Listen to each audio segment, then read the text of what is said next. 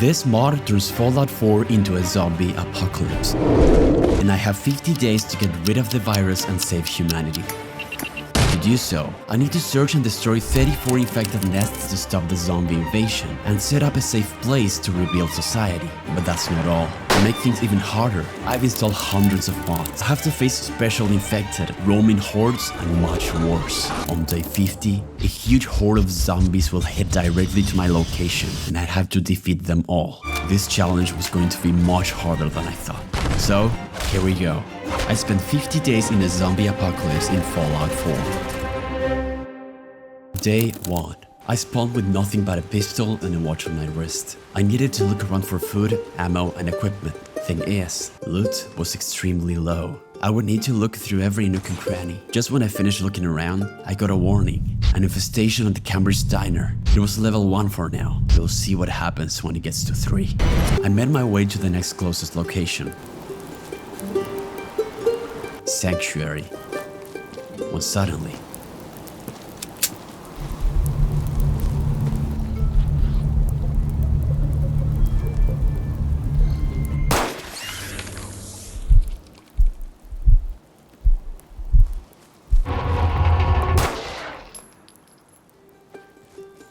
rummaging through the ruined homes, I found a locked safe but had no bobby pins to open it.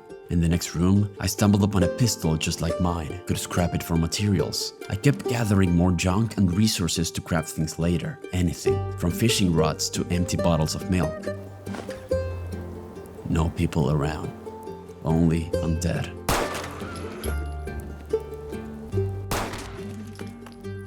Found a couple grenades in a trash can. Then, out of nowhere, a dog. He barked happily, as if he was glad to see someone else. I wondered, how long was he alone? Well, now we both had company. Close by, I grabbed a comic book that improved my melee attacks. I would need to rely on them to save ammo. The dog wasn't scared of anything. He barked at the zombies, alerting me of their presence and going in for the attack. We made a good duo. But as the days and weeks go by, more dangerous and deadly creatures will start appearing.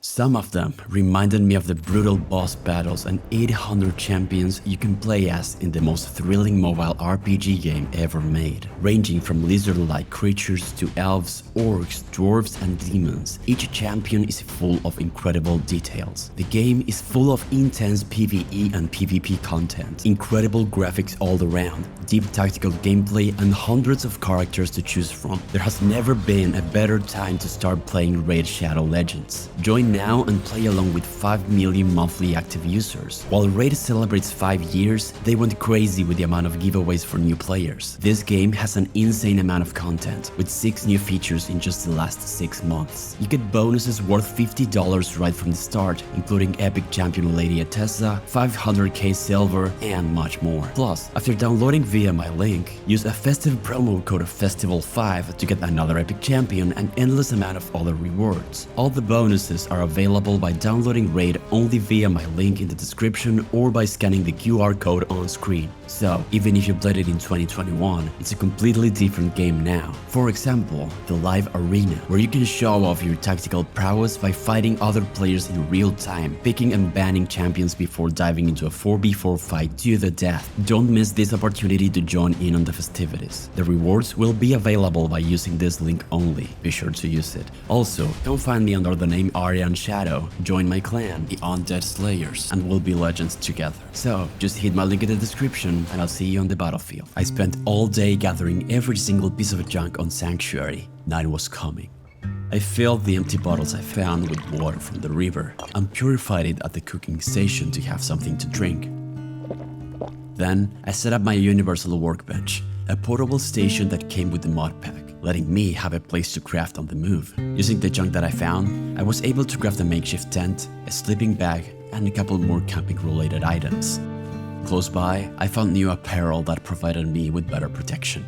We also found a basement behind one of the houses. Seemed to be some sort of underground bunker or safe house. Found molotovs, food, water, and more materials. Before going to sleep, I wanted to take a quick look at the first infected nest that we needed to destroy.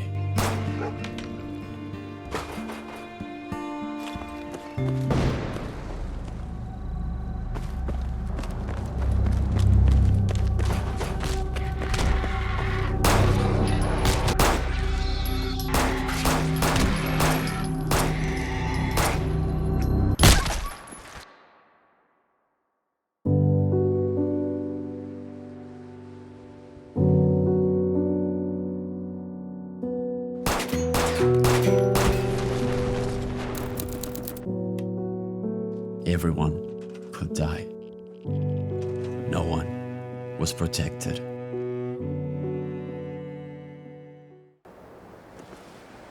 On my way to the next workshop, I found a cave nearby.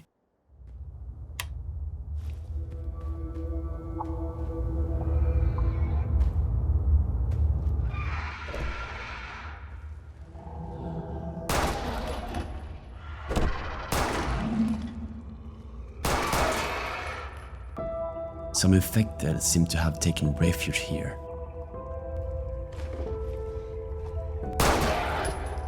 Going further, the cave opened up into different tunnels.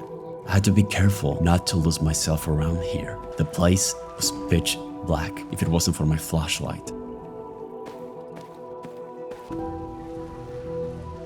One by one, I took down the Zeds from a distance without much trouble. But when they closed in together, that was a problem. Next to a small waterfall, I found some rat eggs, would come in handy later. As I ventured more and more into the cavern, I lost count of my bullets. In this challenge, if I happen to die, I'll lose 24 hours, giving me less time to stop the zombie invasion. I wasn't sure what to do, turn back or keep going to find an exit. I found myself against a full group of them. One after the other, crippling my limbs. My body was soaking more and more radiation hit after hit.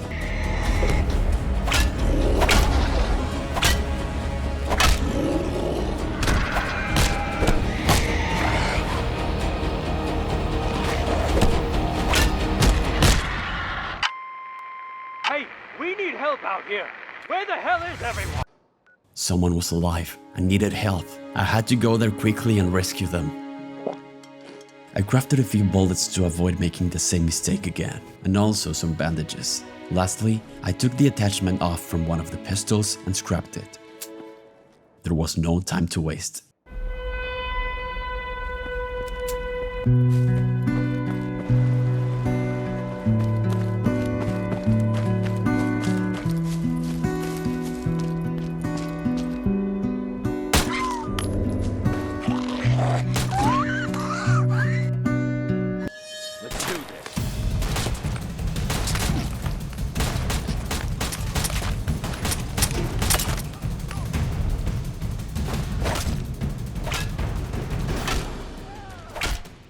Bandits, ready to take everything from you. Even after the end of the world, people broke bad. Nonetheless, this encounter left me with a new rifle in my hands, on top of some ammo and supplies. I still had to fight the survivor in need of help. I was getting closer to the rescue signal.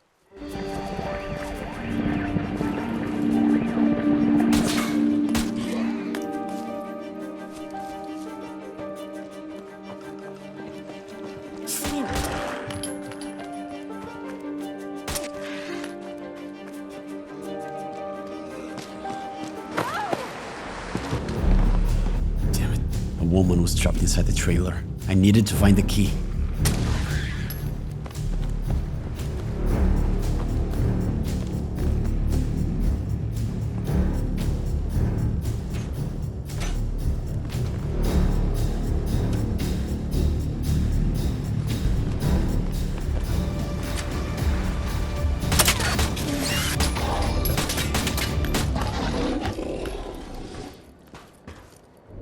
Please, you've got to help me.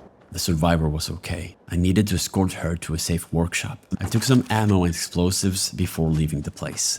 On the way, we found an infested nest to destroy.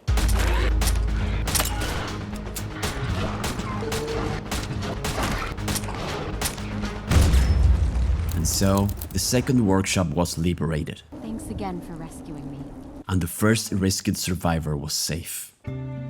This farm, it looked like a good place to start a settlement. Somewhere to send people in need. Found a good amount of junk, food, water, and some ammo. Still, nowhere near the quantity required to start building anything here. We needed a power, a generator, water, defense. There was a lot to do. I needed to go out there and gather resources to start building.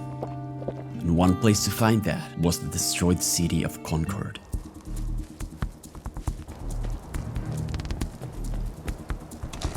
Let's do this. Up. Here we go.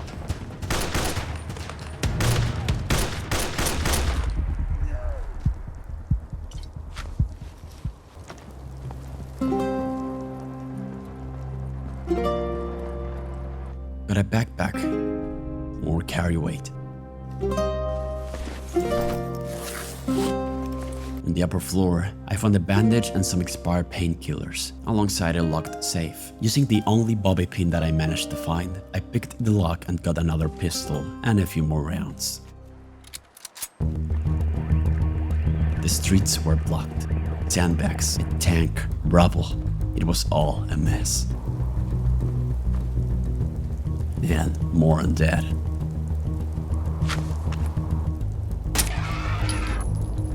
Their erratic movement made it difficult to hit them in the head. I thought about going with melee, but there were too many. I needed to bring them down to keep going.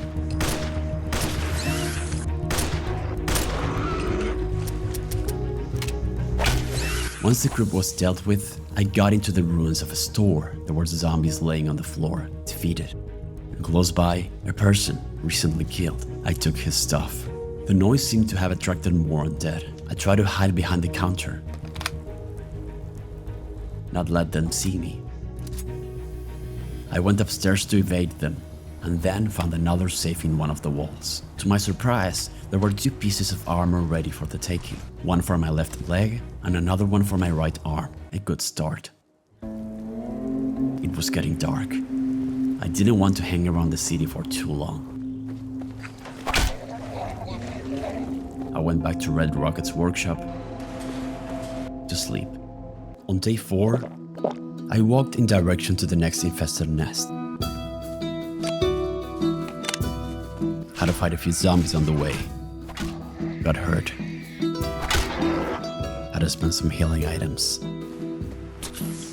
On the way, I stumbled upon thicket excavations, a huge pool of water. The place was full of infected.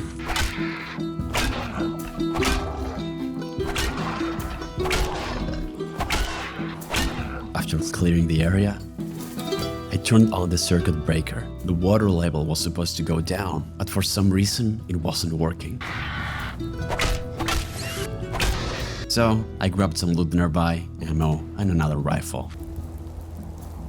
The infection didn't spread only to humans, but animals too. It turned everything into a bloodthirsty creature, and every encounter could turn bad at any moment. One hit crippled one of my arms, just when I needed it the most.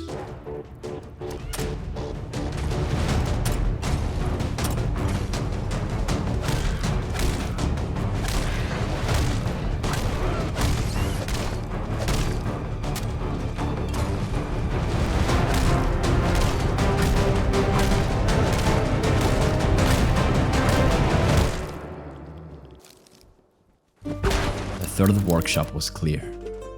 In a safe place, I was able to use the surgery kit to heal my crippled arm. But the clock was ticking. The infestation of the Cambridge diner was now level 2. I needed to find and gather resources quickly to prepare. On top of a broken highway, there was some sort of bandit outpost. I wanted to get a closer look.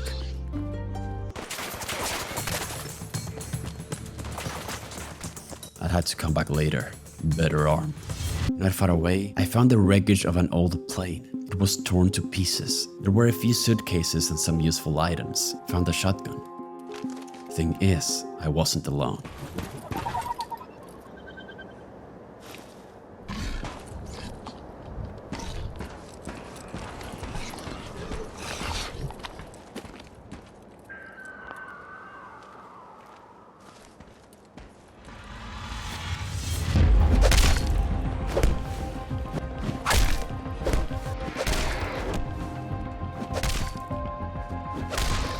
At the end of the day, I got some medicine, food, a pistol, and found plenty of ammo inside a safe. Put it all in my backpack. and went back to sleep when the sun went down. On day 5, I realized my body had taken too much radiation and I didn't possess any right way to get rid of it. I needed to find a doctor. While looking for one, I had to find some undead at Bedford Station. Got a bandage, purified water, and found a stash with some ammo. Also scrapped some outfits for materials, following the train tracks. I checked the wagons, not much to find, but going further down the road, I got to Drumlin Diner. There, I met a robot doctor who was able to get rid of my radiation. At a price, of course. Went inside to get some protection from the rain for a bit.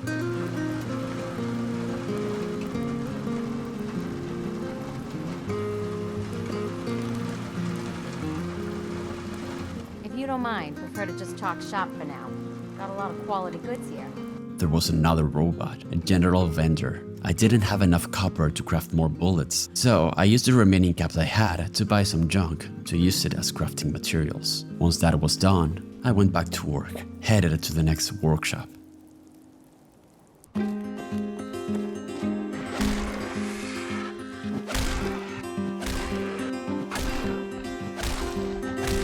Glowing zombies, bloaters, explosive ones. One of them dropped the legendary piece of armor. Now, another workshop was cleared. Little by little, my defense rating was getting better, but ammo was scarce. I checked a shop nearby, and to my surprise, there was a trap.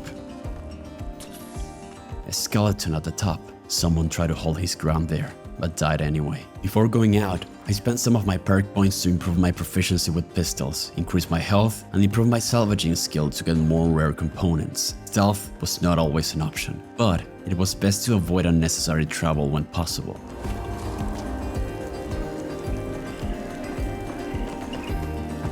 After traveling and fighting some more, I arrived at some destroyed houses near a cemetery, discovered the stash with explosives and a bed, and went to sleep. Day 6. We're in some real trouble here. I hope you can help. Someone needed assistance. It was close.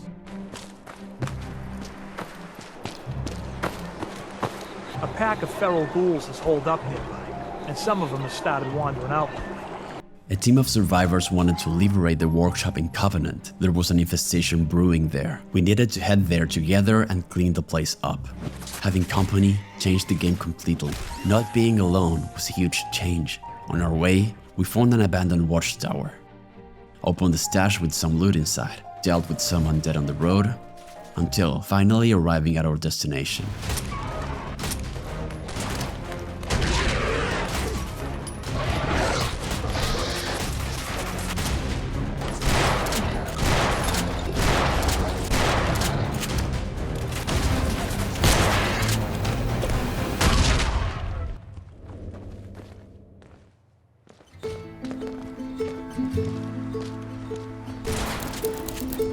Thanks for taking care of those feral. The mission was a success. We parted ways.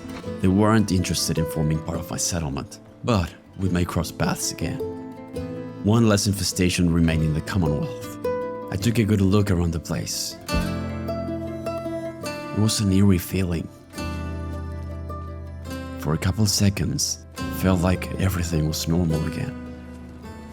Before going back to work, I used the workbench to get some more materials and spend some more perk points.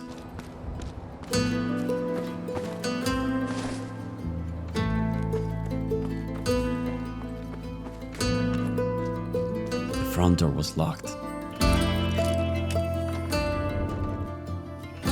The place was a mess. Ruined, damp, things all over the place. Who knows what happened here?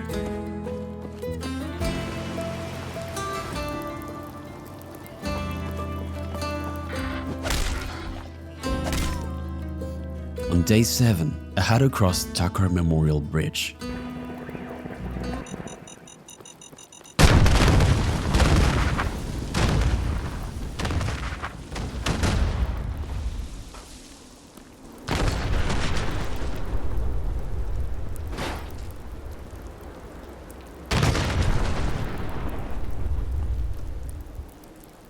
Should be fine.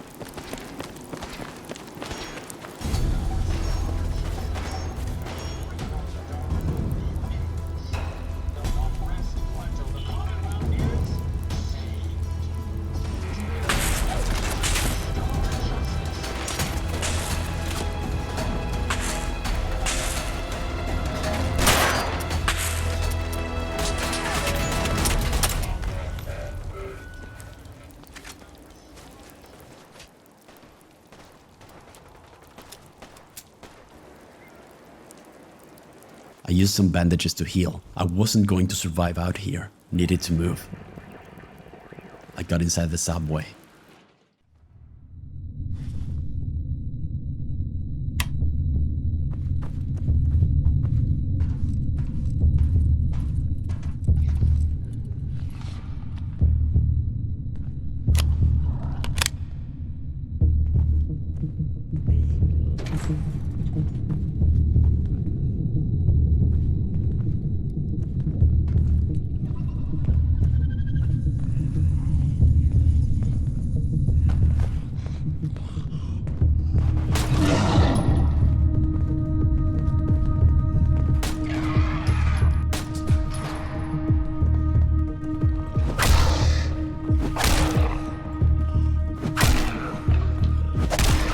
The place was full of undead.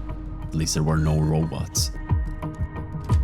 Found a bit of ammo in some places and went deeper underground.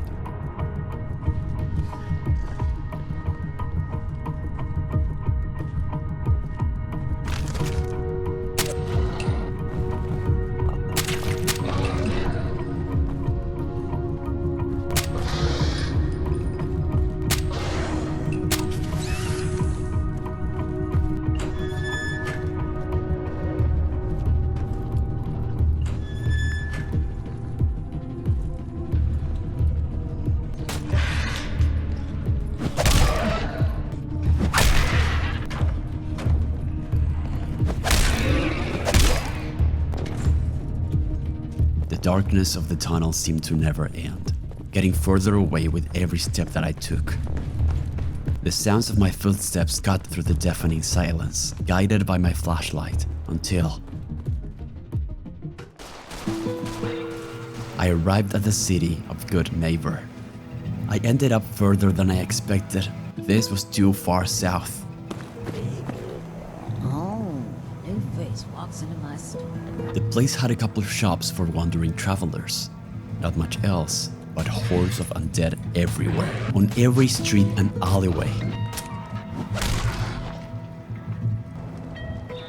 After clearing the area, I made some caps by selling stuff at the shops, which I used to buy some more materials to make more bullets.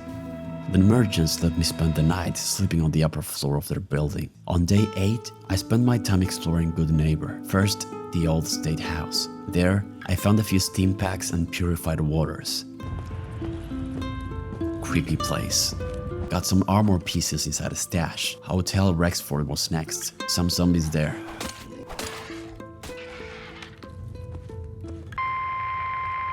We need help out here. A rescue message coming from Thicket Excavations. That was super far north. Almost back to where I started.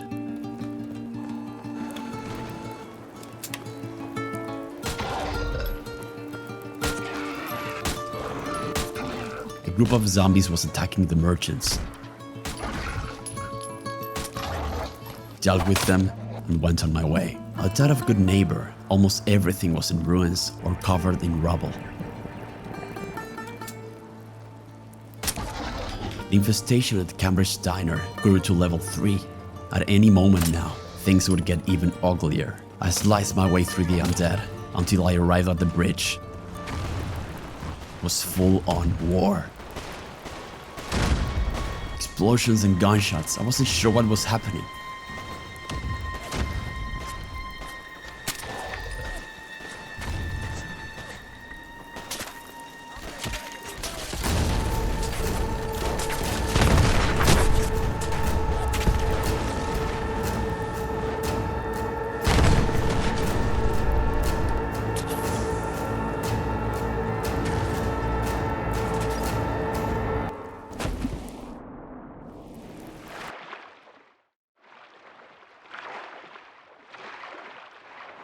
It would take a bit more time to go around, but it was better than dying and losing a full day.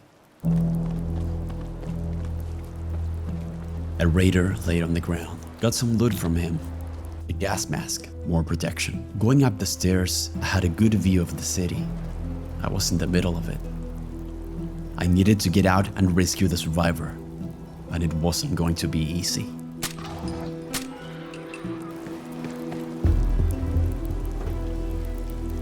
It was already nighttime, but I couldn't stop to sleep. I needed to keep going.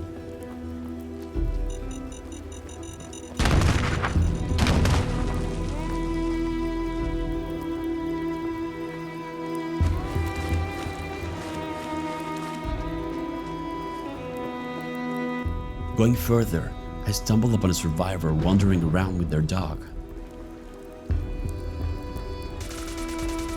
Gunfire.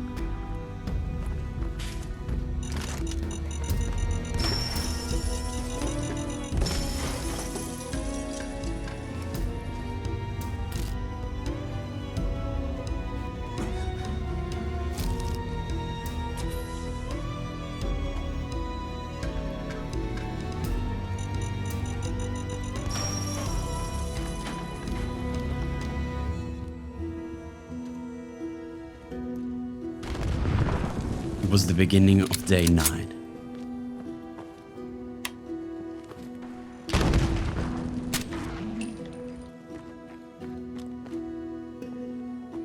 Found an outpost.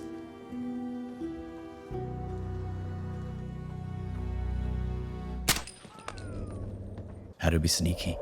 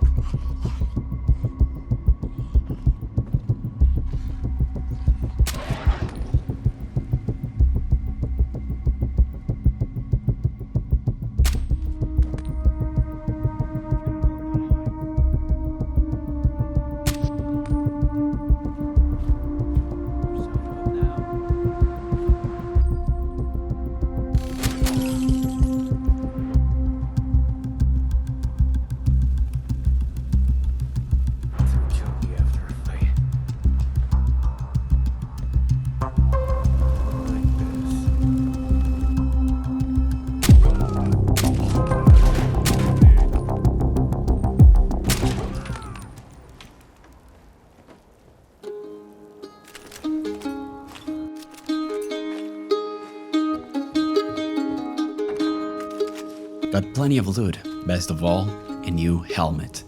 And some leg armor. Spent a few perk points too. The infestation at Camber's Diner, the one at level 3, was nearby.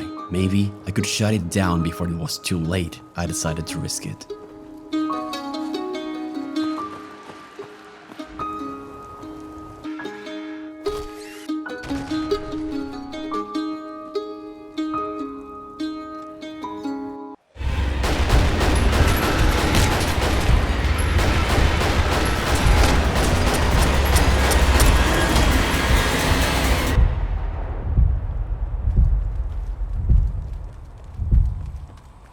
There were no words to describe it.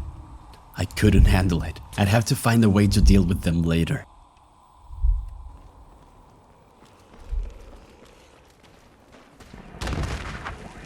I heard some shots near the administration building.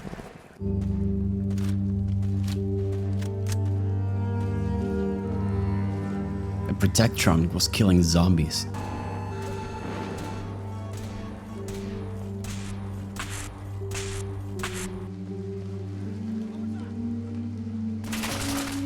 Some bandits were nearby, maybe on top of the building.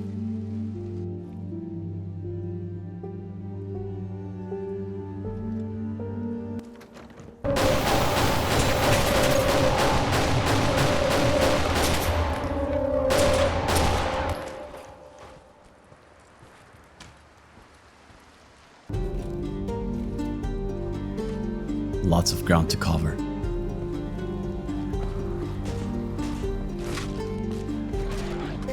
I encountered someone being slaughtered by zombies.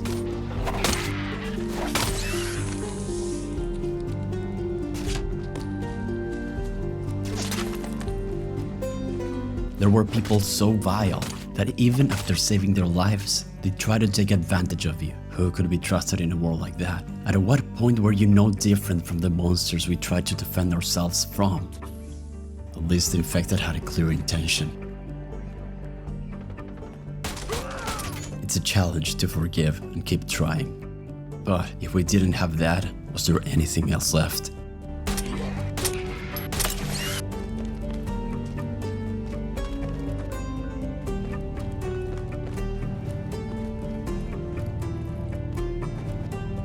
You're gonna help me now, right?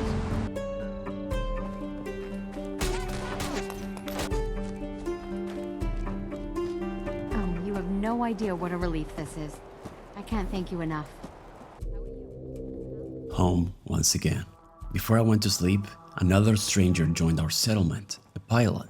He was looking for the location of vertibirds. If we could find one, maybe that would give us more chances to succeed in this mission. Day 10. This place was going to be a beacon of hope one day. Building from the ground up, helping survivors one at a time. That morning, I received another rescue mission. We need help out here. From Gorski cabin, close by. I went there, cleared the place.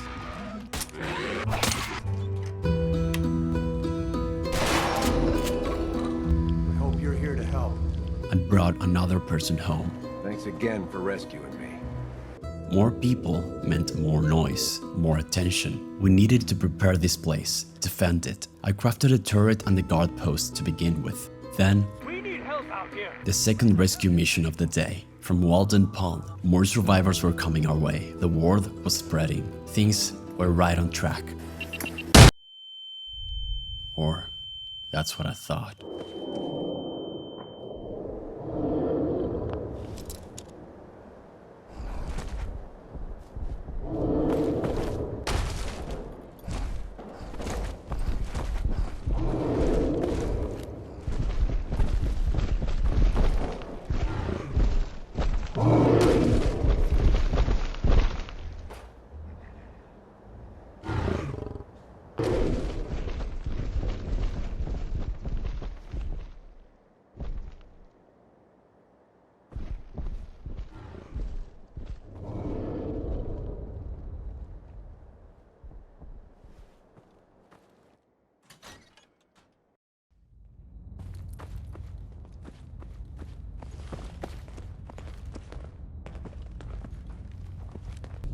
You're gonna help me now, right? Going outside was too dangerous. Thankfully, the basement led to the sewers, which we proceeded to follow, ending up just outside the lake and coming back home safely. I can't thank you enough.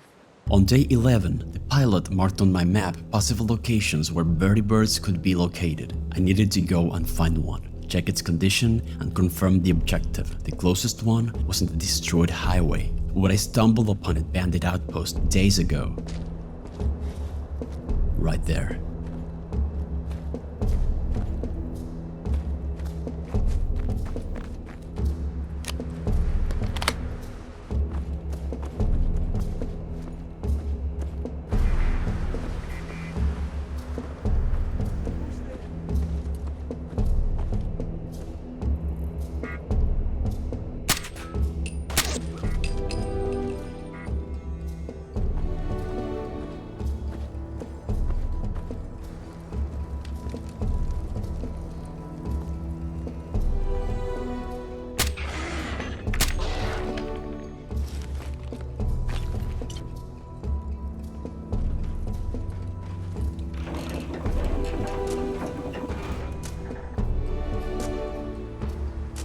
It looked good. Vertibird was working.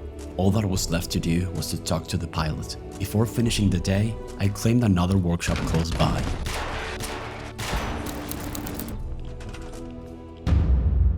The horde at Cambridge Diner was moving towards the farm. I needed to go back.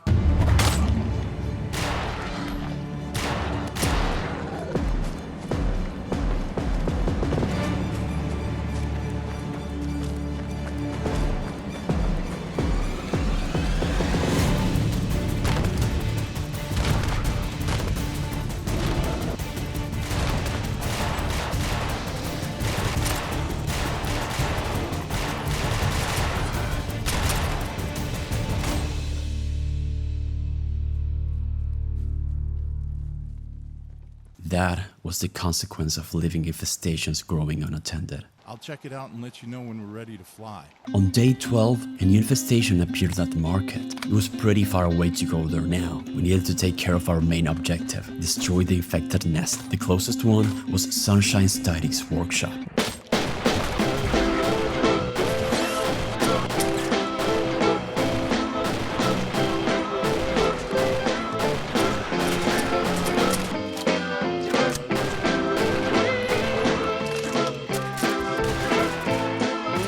Then, out of nowhere, the pilot.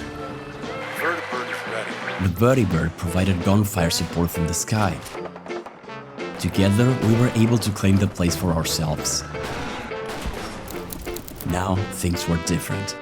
By throwing a signal in an open area, the Vertibird would come to my location, allowing me to get in and use the turret. Not only that, but it would take me to any previously discovered locations that I've been to. To give it a test run, I decided to go to Lexington to take care of the new infestation in the market before it came to us.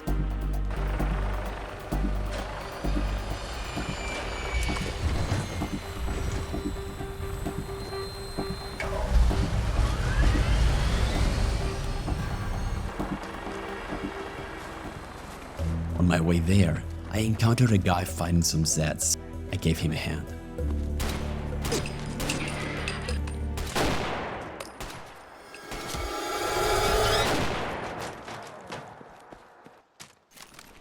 The noise attracted a lot of those freaks.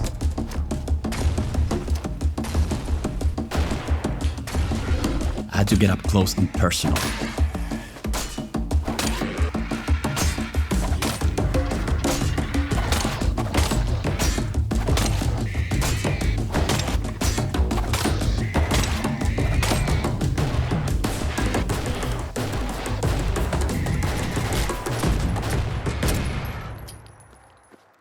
Finally, I entered the market.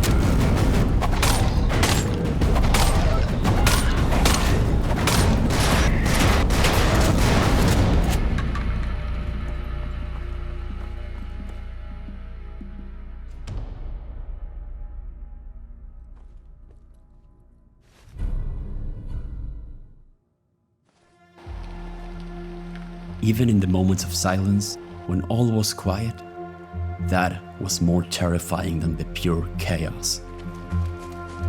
The air was suffocating. It was a never-ending sea of hunger and decay. Bodies driven by an insatiable thirst. And when you put one of them down, there were 3 more waiting to take a bite of you. You couldn't turn your head away without seeing one of them. They were relentless, waiting for you to make one mistake. And that's exactly what happened.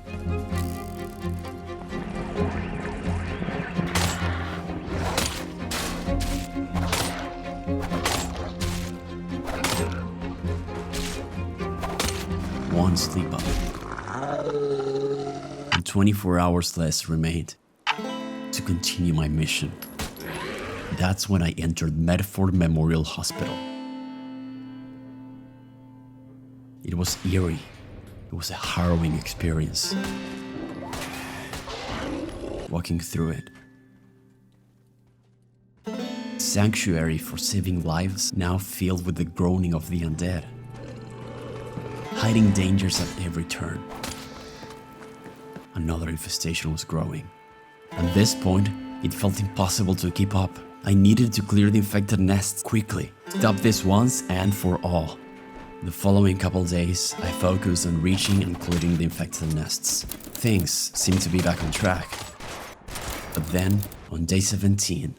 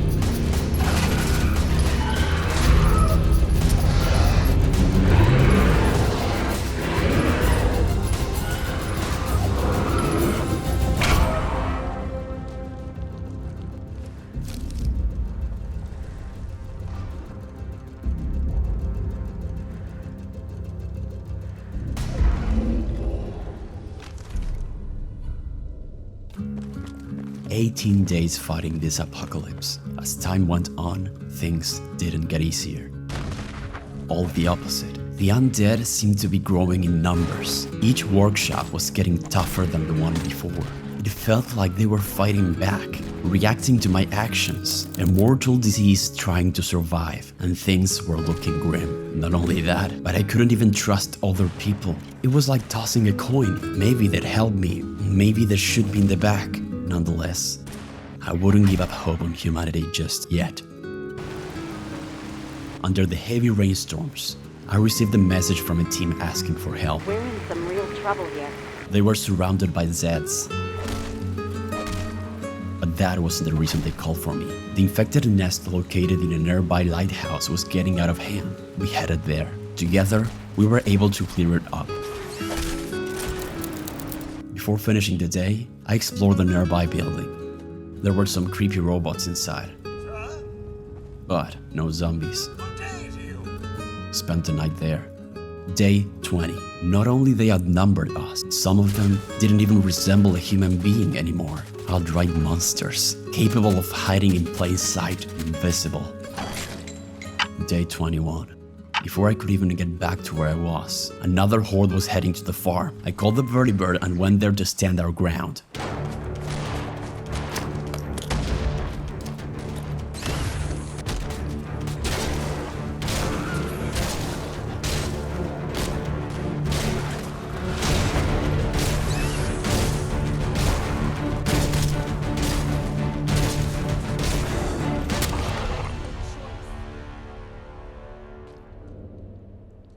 We pushed them away for the moment, but I couldn't have even a minute of rest. We need help out here.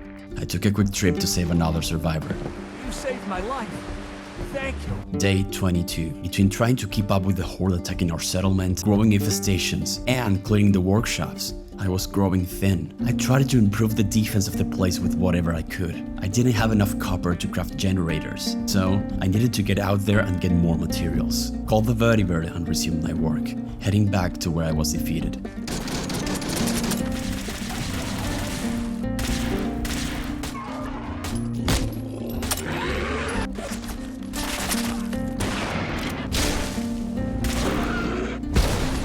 The country house was liberated. As I walked through the destroyed chapel, I wondered, was all of this just a test? Consequence of our own actions? Some sort of punishment? Maybe there was no reason at all. It was just nature, cruel nature, reminding us how fragile we were. These questions swirled in my mind. What's the point of having faith in a world that already seemed abandoned? Well, maybe it wasn't about understanding the reason behind all of this, but how to move on, despite everything, to keep going and build among the destruction, the darkness, who knows. At least there was a good view. It was nice walking along the coast. Day 23. The back and forth was exhausting, day after day, week after week, pushing and pulling. Progress was being made, but they didn't let us catch a break.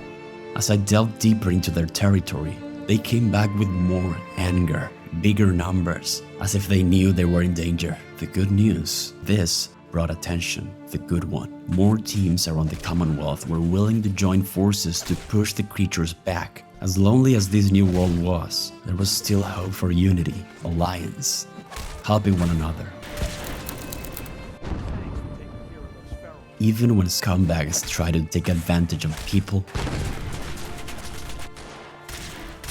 I like to think that good comes up on top, eventually.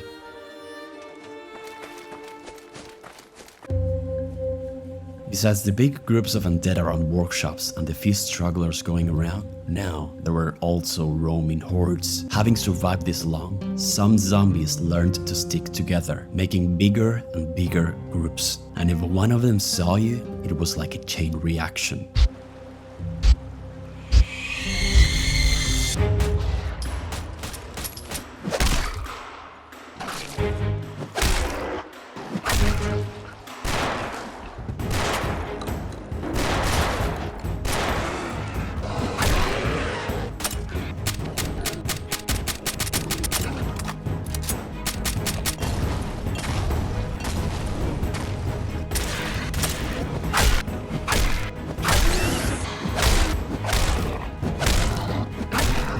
was another attack back on the farm again, but this time it was bad.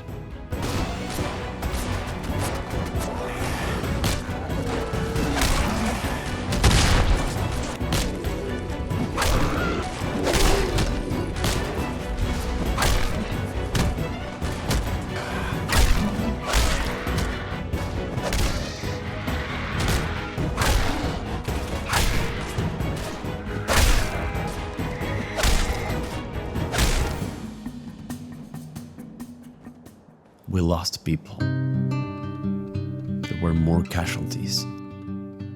The infected went too far. This went too far, and I underestimated them. But their sacrifice wouldn't be in vain. I'd begin building proper protection.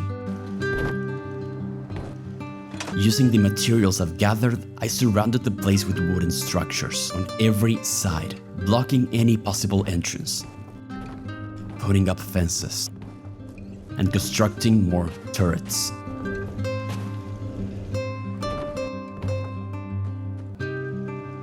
By leaving just one opening, we could lead the undead where we wanted. We knew where to expect them. A predictable enemy was one we could defeat, and we were just getting started.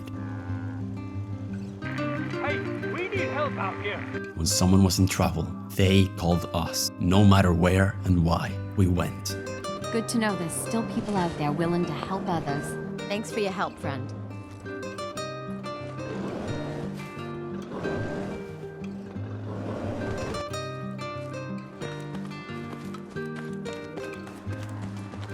Oh, you have no idea what a relief this is. I can't thank you enough. Back to the city once again, things went south. I got surrounded, put up against a corner, on top of a car, smashing them left and right. The radiation was sickening, oozing toxic gas or whatever that thing was. It made some of them get back up from the ground. But their special powers were a double-edged sword. I used that against them.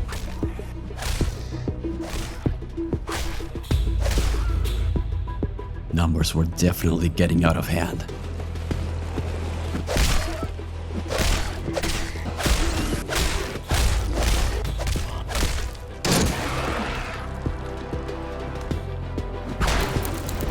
Day 26.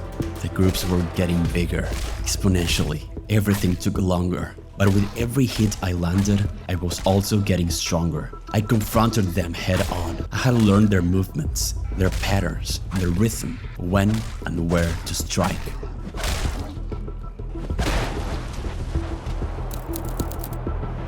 Experience was my greatest ally. I was no stranger to combat anymore. Be it undead or machine, I wouldn't back away.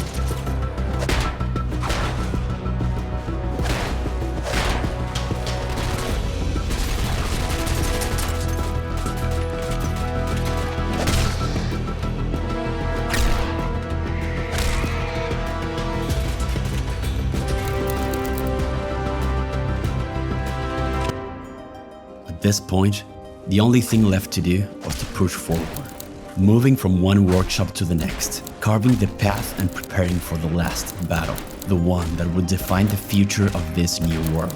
Every day was a fight for life, against not just the zombies, but despair and defeat. Failing was part of this reality. It's what's brought us here. But it's in getting back up again where the true spirit of humanity shines. You see, surviving in this apocalypse wasn't just about putting down the undead. It was about battling the urge to give in, to let darkness win, to rise after the fall. Refuse to surrender. Every time you stand up, you are making a choice to keep hope alive, to believe in a better future. And this is more than just a personal thing. It's a message to others. It's contagious, a shared strength, a collective standing against the night, believing that a brighter day is coming. In this brutal world, even in the bleakest of times, humanity will prevail. It's a reminder that no matter how hard it is, how dark today looks, hope will lead us to a brighter tomorrow.